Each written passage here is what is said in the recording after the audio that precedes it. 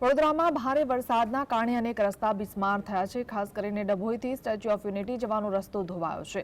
ડભોઈના રાજલી ગામ પાસે આખો રોડ ધોવાઈ જતા મુશ્કેલી પડી રહી છે। તાજેતરમાં જ કરોડો રૂપિયા ખર્ચી રોડ બનાવ્યો હતો। દેવ નદીમાંથી પાણીનો પ્રવાહ આવતા રોડની હાલત બિસ્માર બની છે। રોડ બનાવવામાં ભ્રષ્ટાચાર થયાનો સ્થાનિકોનો આરોપ છે।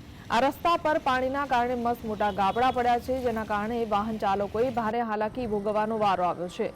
રાજ્યના હાઈવે સહિત ગામના રસ્તાઓની વરસાદના કારણે બિસ્માર હાલતથી સ્થાનિકો પરેશાન તો તંત્રની કામગીરીને લઈને લોકોમાં રોષ પણ જોવા મળી રહ્યો છે।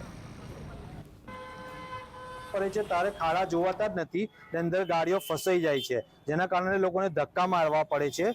લાસ્ટ ટાઈમ મેં મારો ફ્રેન્ડ ગાડી લઈને આવ્યો તો ગાડી લઈને પડ્યા, એનો હાથ ક્રેક થઈ ગયો। બરાબર છે, આવા જ હાલ ઠેઠ સુધી આ સ્ટેચ્યુ ઓફ યુનિટીના ઠેઠ સુધી આવો જ હાલ છે રસ્તાનો। વેગા ચોકડી પણ આવો જ હાલ છે, ખાડા પડી ગયા છે।